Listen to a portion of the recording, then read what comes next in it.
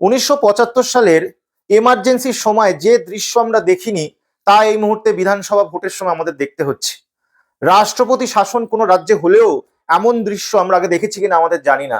Chief সেক্রেটারিকে সরানো, পুলিশের উচ্চপদস্থ অফিসারদেরকে সরানো, সেটা দিয়ে শুরু হয়েছে।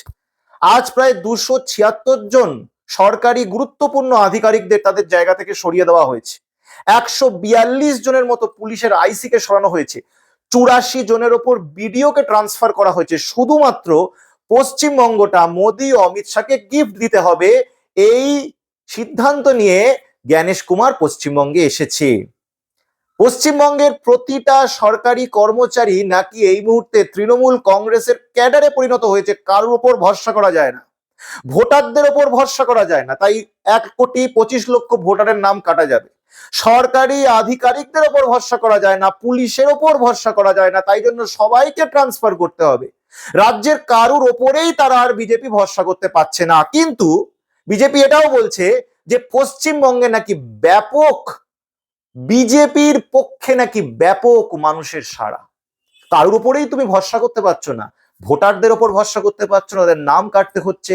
সরকারি অফিসাররা নাকি তৃণমূল কংগ্রেসের উপরে, মমতা বন্দ্যোপাধ্যায়ের উপর অত্যন্ত ক্ষিপ্ত।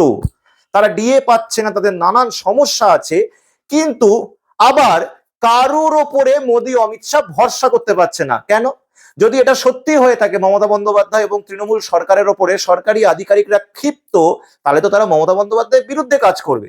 কিন্তু কাজ দেখুন, কথা শুনবেন না। কথায় এক কথা বলছে, কাজে আরেক জিনিস করছে। কাজে সকলকে ট্রান্সফার করে দিচ্ছে, তার কারণ কারুর ওপর ভরসা নেই।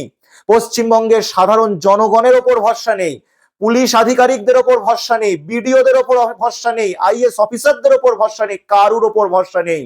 তাদের সব সময় মনে হচ্ছে তারা হারিয়ে দেবে।